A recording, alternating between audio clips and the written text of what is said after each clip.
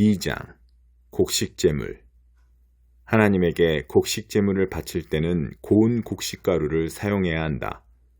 그 가루에 기름을 붓고 향을 얹어 아론의 아들인 제사장들에게 가져가거라.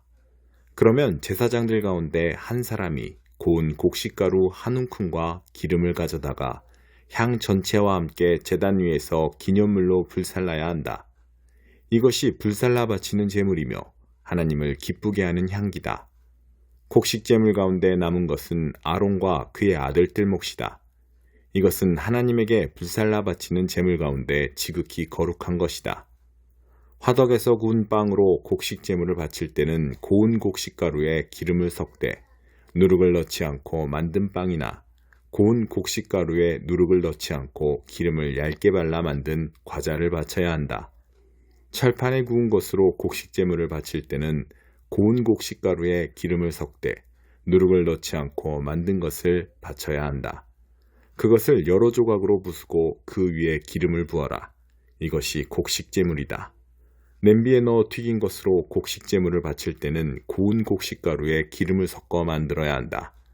너희는 이와 같은 재료로 만든 곡식제물을 가져다가 제사장에게 주어라. 제사장은 그 곡식제물을 제단으로 가져가서 그 중에서 기념할 조각을 떼어 제단 위에서 불살라야 한다. 이것이 불살라 바치는 제물이며 하나님을 기쁘게 하는 향기다. 곡식제물 가운데 남은 것은 아론과 그의 아들들 몫이다. 이것은 하나님에게 바치는 제물 가운데 지극히 거룩한 것이다. 하나님에게 바치는 모든 곡식제물에는 누룩을 넣어서는 안 된다. 누룩이나 꿀을 하나님에게 불살라 바치는 제물로 바쳐서는 안 된다. 그것들을 첫 수확물의 제물로 하나님에게 바치는 것은 괜찮지만 하나님을 기쁘게 하는 향기로 바치려고 제단 위에 올려놓아서는 안 된다. 너희가 바치는 모든 곡식제물에는 소금을 쳐서 간을 맞추어야 한다. 너희가 바치는 곡식제물에 너희 하나님과 언약을 맺을 때 넣는 소금을 빼놓아서는 안 된다. 너희가 바치는 모든 제물에 소금을 넣어라. 첫 수확물을 곡식제물로 하나님에게 바칠 때는 핵곡식에 이삭을 볶아 찌은 것을 바쳐야 한다. 그 위에 기름을 붓고 향을 얹어라. 이것이 곡식제물이다. 제사장은 그 곡식과 기름에서 일부를 덜어내어 향 전체와 함께 기념물로 불살라야 한다. 이것이 하나님에게 불살라 바치는 제물이다. 3장 화목제물. 솥대 가운데서 골라 화목제물로 바치는 것이면 수컷이든 암컷이든 흠없는 것을 바쳐야 한다. 제물의 머리에 손을 얹은 다음 회막 입구에서 그 제물을 잡아라. 아론의 아들인 제사장들은 제단 사면에 그 피를 뿌려야 한다. 그 화목제물 가운데서 내장을 덮거나 내장에 붙은 모든 지방과 두 콩팥과 그 둘레 허리께 있는 지방과 콩팥과 함께 떼어낸 간을 덮은 껍질은 하나님에게 불살라 바치는 제물로 바쳐야 한다. 아론과 그의 아들들은 그것들을 제단 위 불을 피우기 위해 마련해 놓은 장작 위에서 번제물과 함께 불살라야 한다. 이것이 불살라 바치는 제물이며 하나님을 기쁘게 하는 향기다. 양떼 가운데서 골라 하나님에게 화목제물로 바치는 것이면 수컷이든 암컷이든 흠없는 것을 끌고 와야 한다. 어린 양을 바치는 것이면 그 양을 하나님에게 바쳐라. 제물의 머리에 손을 얹은 다음 회막에서 그 제물을 잡아라. 그러면 아론의 아들들이 그 피를 제단 사면에 뿌릴 것이다. 화목제물에서 떼어낸 지방과 엉치뼈 부근에서 잘라낸 기름진 꼬리 전부와 내장을 덮거나 내장에 붙은 모든 지방과 두 콩팥과 그 둘레 허리께 있는 지방과 콩팥과 함께 떼어낸 간을 덮은 껍질을 하나님에게 불살라 바치는 제물로 바쳐라. 제사장은 그것을 제단 위에서 불살라야 한다. 이것이 하나님에게 바치는 음식이며 불살라 바치는 제물이다. 염소를 바치는 것이면 그 염소를 하나님 앞으로 끌고 와서 그 머리에 손을 얹은 다음 회막 앞에서 잡아야 한다. 그러면 아론의 아들들이 그 피를 제단 사면에 뿌릴 것이다. 내장을 덮거나 내장에 붙은 모든 지방과 두 콩팥과 그 둘레 허리께 있는 지방과 콩팥과 함께 떼어낸 간을 덮은 껍질을 하나님에게 불살라 바치는 제물로 바쳐라. 그러면 제사장은 그것들을 제단 위에서 불살라야 한다. 이것이 하나님에게 바치는 음식이요 불살라 바치는 제물이며 하나님을 기쁘게 하는 향기다. 모든 지방은 하나님의 것이다. 이것은 너희가 어느 곳에 살든지 대대로 지켜야 할 영원한 규례다. 너희는 지방을 먹지 말고 피도 먹지 마라. 그 가운데 어느 것도 먹어서는 안 된다. 21장 다시 고기를 잡으러 간 제자들. 그 후에 예수께서 제자들에게 다시 나타나셨는데 이번에는 디베리아 바다 갈릴리 호수에서였다. 예수께서 나타나신 경위는 이렇다. 시몬 베드로, 쌍둥이라고도 하는 도마, 갈릴리 가나 출신의 나다나엘, 세베대의 두 아들, 그리고 다른 두 제자가 함께 있었다. 시몬 베드로가 말했다. 나는 고기 잡으러 가야겠다. 나머지 사람들도 우리와 함께 가겠다고 대답했다. 그들은 나가서 배를 탔다. 그날 밤 그들은 아무것도 잡지 못했다. 해가 뜰 무렵 예수께서 바닷가에 서 계셨으나 그들은 그분을 알아보지 못했다. 예수께서 그들에게 말씀하셨다. 좋은 아침이구나. 아침거리로 뭘 좀 잡았느냐? 그들이 대답했다. 못 잡았습니다. 예수께서 말씀하셨다. 그물을 배 오른쪽에 던지고 어떻게 되는지 보아라. 그들은 그 말씀대로 했다. 순식간에 수많은 고기가 그물에 걸려들었다. 힘이 딸려서 그물을 끌어올리지 못할 정도였다. 그때 예수께서 사랑하시는 제자가 베드로에게 말했다. 주님이시다. 시몬 베드로가 그분이 주님이신 것을 알고는 일하느라 벗어놓았던 옷을 급히 챙겨 입고 바다로 뛰어들었다. 다른 제자들은 배를 탄 채로 고기가 가득 든 그물을 끌고 나왔다. 그들은 육지에서 90m 정도밖에 떨어지지 않은 곳에 나가 있었다. 그들이 배에서 내리고 보니 숯불이 지펴져 있고 그 위에 물고기와 빵이 익고 있었다. 예수께서 말씀하셨다. 너희가 방금 잡은 물고기를 몇 마리 가져오너라. 시몬 베드로가 다른 제자들과 힘을 합쳐 그물을 바닷가로 끌어올렸는데 큰 물고기가 153마리나 되었다. 그렇게 많은 물고기가 들었는데도 그물이 찢어지지 않았다. 예수께서 말씀하셨다. 아침 식사가 준비되었다. 제자들 가운데 당신은 누구십니까? 하고 감히 묻는 사람이 없었다. 그들은 그분이 주님이신 것을 알고 있었다. 예수께서 빵을 들어 그들에게 주시고 물고기도 그들에게 주셨다. 예수께서 죽은 자들 가운데서 살아나신 뒤에 제자들에게 살아있는 모습을 보이신 것은 이번이 세 번째였다. 네가 나를 사랑하느냐? 아침 식사 후에 예수께서 시몬 베드로에게 말씀하셨다. 요한의 아들 시몬아, 내가 이 사람들보다 나를 더 사랑하느냐? 예, 주님, 제가 주님을 사랑하는 줄을 주님이 아십니다. 예수께서 말씀하셨다. 내 어린 양들을 먹여라. 그런 다음 예수께서 두 번째로 물으셨다. 요한의 아들 시몬아, 네가 나를 사랑하느냐? 예, 주님, 제가 주님을 사랑하는 줄을 주님이 아십니다. 예수께서 말씀하셨다. 내 양들을 돌보아라. 예수께서 세 번째로 물으셨다. 요한의 아들 시몬아, 네가 나를 사랑하느냐? 예수께서 네가 나를 사랑하느냐 하고 세 번째 물으시니 베드로는 근심이 되었다. 주님, 주님은 모르시는 것이 없습니다. 제가 주님을 사랑하는 줄을 주님께서 틀림없이 아십니다. 예수께서 말씀하셨다. 내 양들을 먹여라. 이제 너에게 진실을 알려주겠다. 내가 젊었을 때는 내 스스로 옷을 입고 어디든지 원하는 곳으로 다녔다. 그러나 내가 나이 들어서는 두 팔을 벌려야 할 것이다. 다른 사람이 내게 옷을 입히고 내가 원하지 않는 곳으로 너를 데려갈 것이다. 예수께서 이렇게 말씀하신 것은 베드로가 어떤 죽음으로 하나님을 영화롭게 할 것인지를 암시하신 것이다. 이 말씀을 하시고 예수께서 이렇게 명하셨다. 나를 따라오너라. 베드로가 고개를 돌려보니 예수께서 사랑하시는 제자가 바로 뒤에서 따라오고 있었다. 베드로가 그를 보고 예수께 물었다. 주님, 이 사람은 어떻게 되겠습니까? 예수께서 말씀하셨다. 내가 다시 올 때까지 그를 살려두고자 하더라도 그것이 너와 무슨 상관이 있느냐? 너는 나를 따라오너라. 그래서 그 제자가 죽지 않을 것이라는 소문이 형제들 사이에 퍼진 것이다. 그러나 예수께서 하신 말씀은 그런 뜻이 아니었다. 예수께서는 그저 내가 다시 올 때까지 그를 살려두고자 하더라도 그것이 너와 무슨 상관이 있느냐라고 말씀하셨을 뿐이다. 이 모든 일을 목격하고 기록한 사람이 바로 그 제자다. 우리 모두는 그의 증언이 믿을만하고 정확하다는 것을 알고 있다. 이 밖에도 예수께서는 아주 많은 일을 행하셨다. 그것을 하나도 빠뜨리지 않고 낱낱이 기록한다면 그 기록한 책을 다 담아두기에는 이 세상도 비좁을 것이다. 18장. 말은 사람을 죽이기도 하고 살리기도 한다. 자신만 챙기는 이기주의자들은 공공의 유익에 침을 뱉는다. 미련한 자는 사려 깊은 대화에 관심이 없고 입에서 나오는 대로 마구 짓거린다. 악에는 수치가 뒤따르고 생명을 멸시하는 일에는 치욕이 뒤따른다. 많은 말은 범람하는 강물처럼 세차게 흘러가지만 깊은 지혜는 용천수처럼 위로 솟구친다.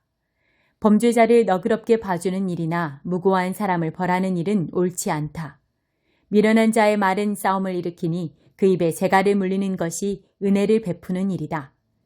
미련한 자는 허풍을 떨다 망하고 자기가 뱉은 말이 자기 영혼을 짓누른다. 험담에 귀 기울이는 것은 싸구려 사탕을 먹는 것과 같다. 그런 쓰레기를 정녕 뱃속에 넣고 싶으냐. 부주의한 습관과 엉성한 일처리는 파괴 행위만큼이나 나쁘다.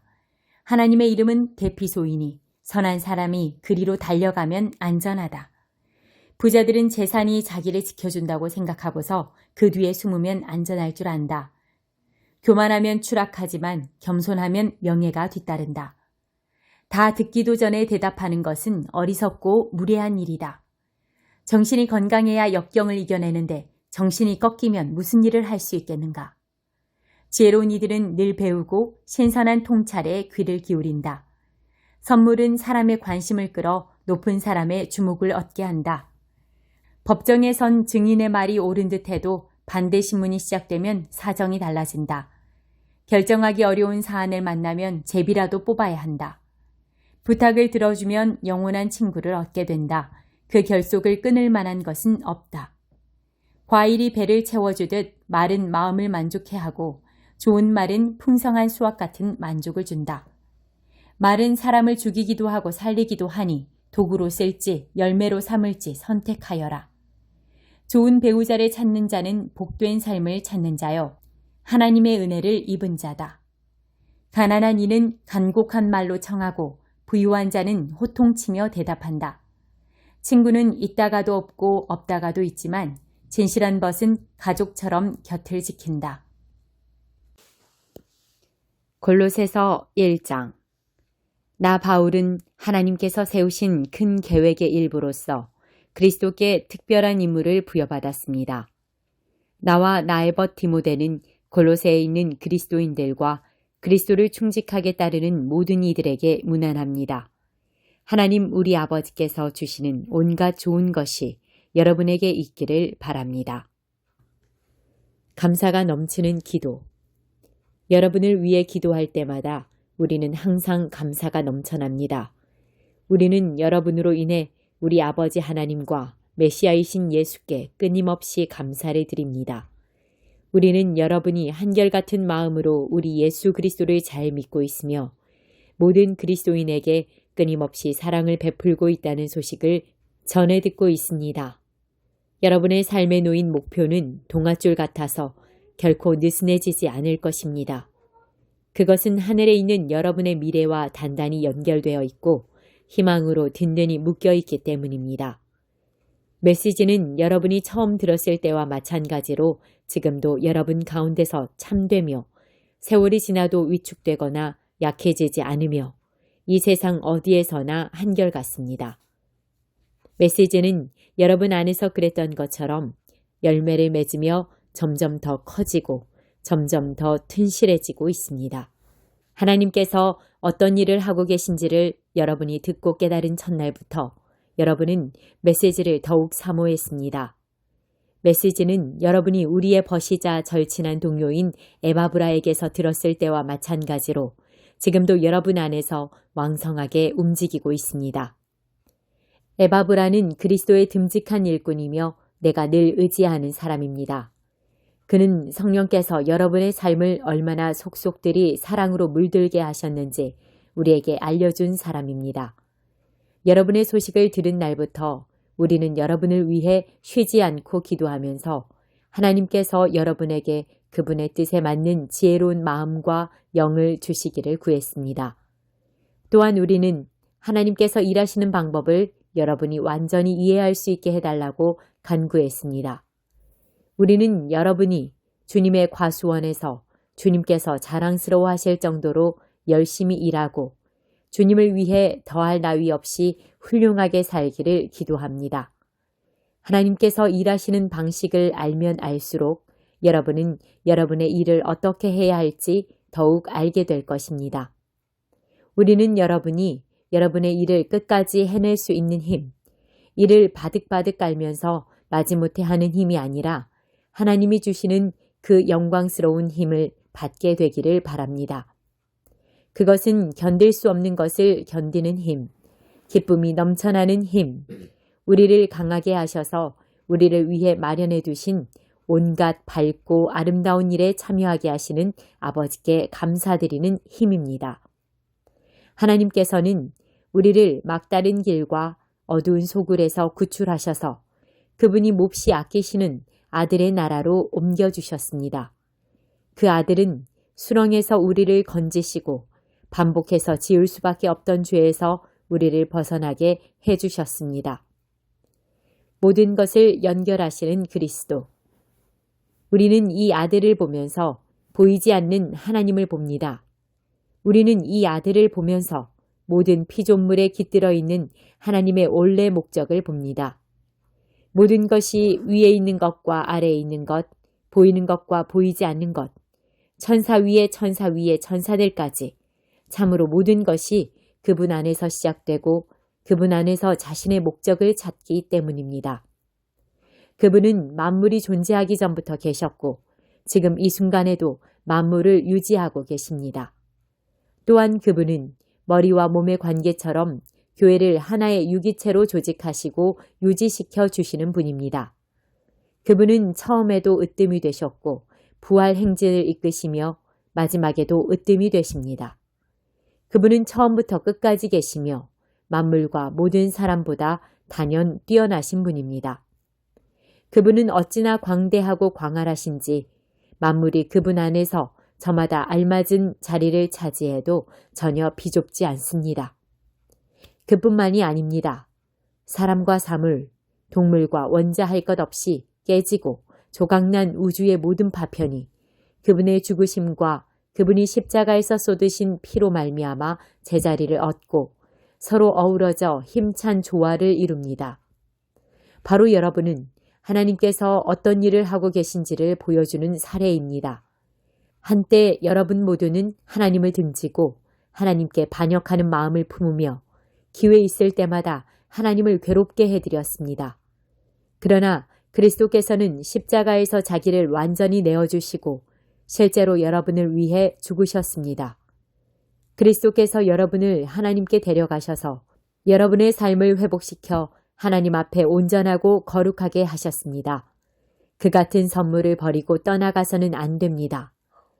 여러분은 신실한 결속의 털을 잡고 든든히 서서 끊임없이 메시지에 주파수를 맞추고 마음이 흐트러지거나 주의를 빼앗기는 일이 없도록 조심하십시오. 다른 메시지는 없습니다. 이 메시지뿐입니다. 하늘 아래 있는 모든 피조물이 이 메시지를 받고 있습니다. 나 바울은 이 메시지를 전하는 심부름꾼입니다. 이 감옥에 여러분이 아니라 내가 갇혀있는 것이 얼마나 감사한지 모릅니다. 이 세상에는 우리가 받아야 할 고난이 많습니다. 그것은 그리스도께서 겪으신 것과 같은 고난입니다. 나는 교회가 겪는 이 고난에 참여할 기회를 기꺼이 환영합니다. 나는 이 교회의 일꾼이 되어 이 고난을 순전한 선물로 받았습니다. 그것은 나로 하여금 여러분을 섬기고 온전한 진리를 전하게 하시려는 하나님의 방법이었습니다. 이 비밀은 오랫동안 감추어져 있었지만 지금은 환히 드러났습니다. 하나님께서는 유대인뿐 아니라 모든 사람이 자신의 배경과 종교적 입장에 상관없이 이 충만하고 영광스러운 비밀을 속속들이 알기를 원하셨습니다. 이 비밀을 간단히 말씀드리면 그리스도께서 여러분 안에 계시며 그분으로 인해 여러분이 하나님의 영광에 참여할 수 있게 되었다는 것입니다. 간단하지만 이것이 메시지의 핵심입니다. 우리는 메시지에 무언가를 보태지 않도록 사람들에게 주의를 주면서 그리스도를 전합니다. 우리는 각 사람을 성숙시키기 위해 깊이 있는 분별력을 가지고 가르칩니다. 성숙해진다는 것은 기본으로 돌아간다는 것입니다. 바로 그리스도께로 말입니다. 그 이상도 그 이하도 아닙니다. 내가 날마다 해마다 힘쓰는 일, 너무나 풍성히 베풀어 주시는 하나님의 힘으로 최선을 다해 하는 일이 바로 그것입니다.